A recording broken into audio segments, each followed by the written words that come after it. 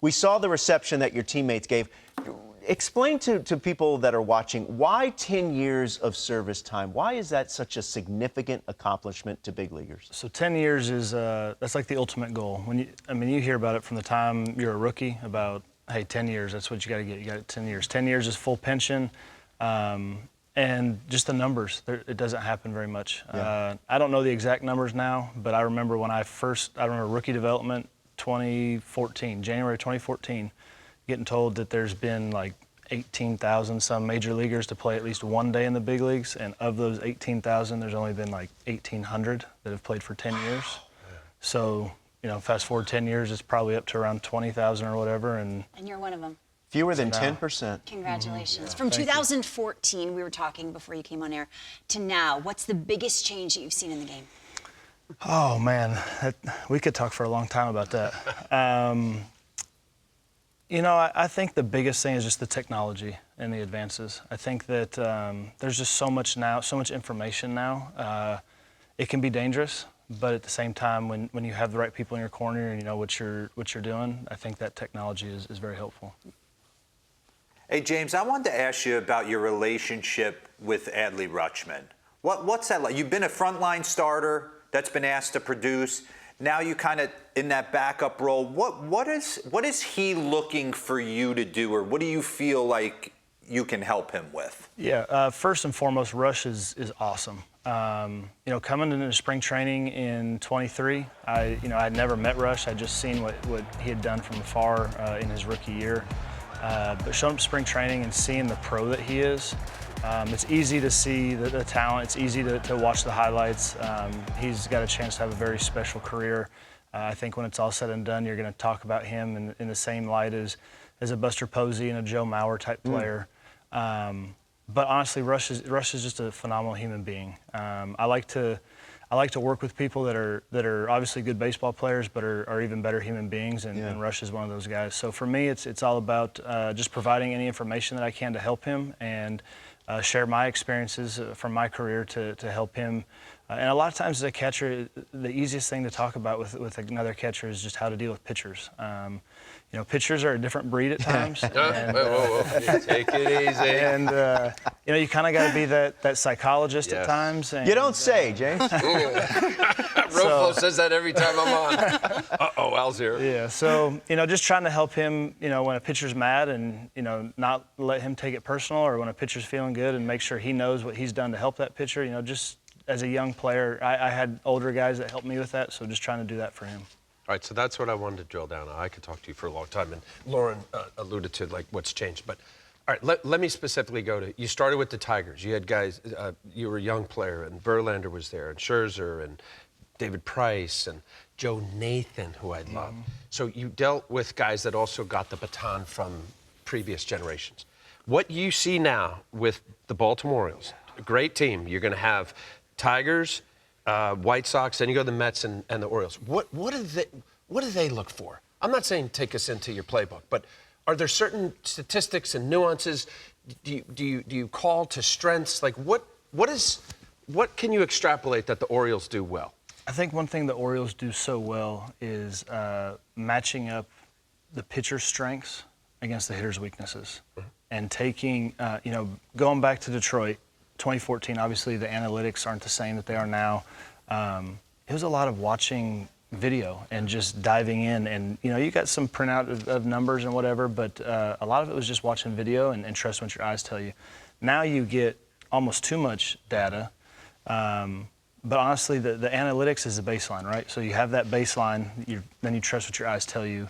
What the Orioles do so well is they take those pitcher strengths and they match them up against the hitter's weaknesses. So going into a series, you can see, hey, this pitch plays in this quadrant of the zone so well because of his swing path, or this hitter, he changes his swing path based on, is he facing a four-seam guy or a two-seam guy? All right, I have to add this. All right, so you go into a game, let's just take Corbin Burns or give me somebody other than a fronting guy. Albert Suarez. All right, Suarez.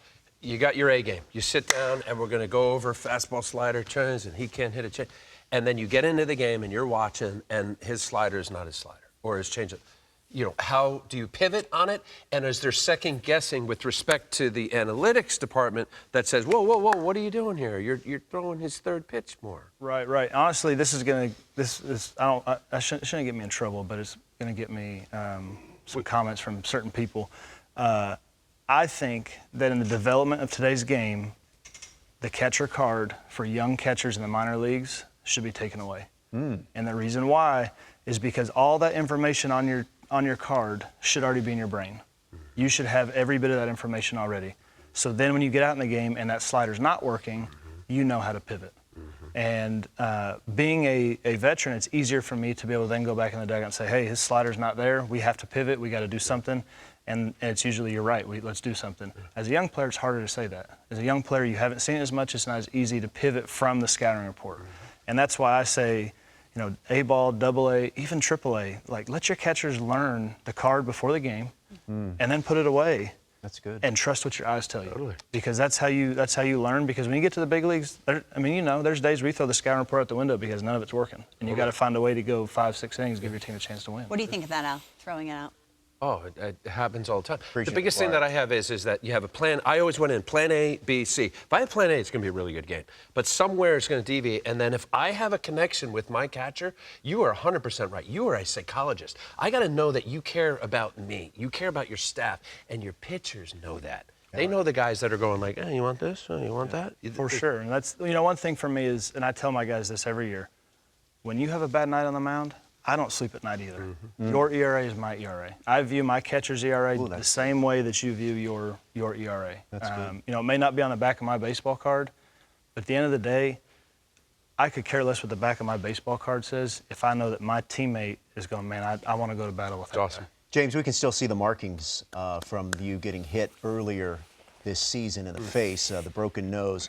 Those images are going to be, whenever we cut montages of the images of 2024, you with the blood-stained jersey staying in the game. What do you recall about this as you're almost now a month removed from this scary incident? Yeah, first and foremost, I feel very blessed that it didn't end up worse. I mean, you're talking about less than an inch of potentially being a career-ending injury. So for me, in the moment, that was the first inning of a doubleheader. So I knew that if I didn't finish this game, Adley was going to be on the hook for 17 innings, 18 innings, whatever.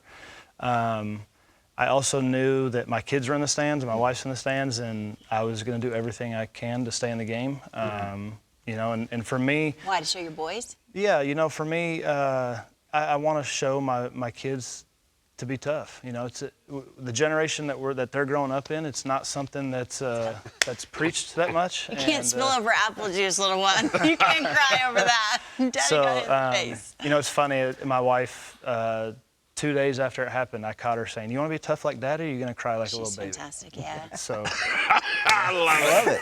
I love that. Dero, what do you think about that? Yeah. I mean, it might be my new favorite player. I mean, this is getting intense right here. I love it. Yeah. God. It's good stuff. Really good. Man. Wait, what are we asking him about? What'd you say?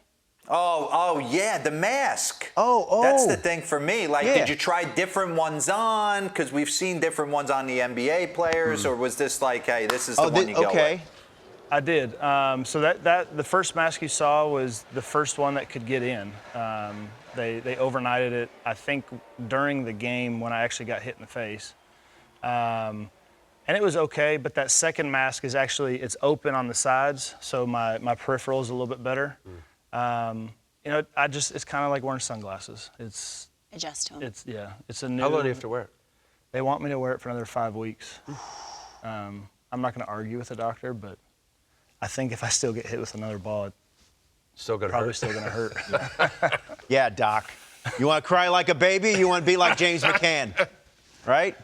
Hey, real quick, taking on the Mets tonight. Obviously, a team and a franchise that you're familiar with. What kind of feelings does that bring back for? I mean, you didn't spend a lot of time, but Yeah, no, this is my first face time. one of your former teams. First time back at Citi Field.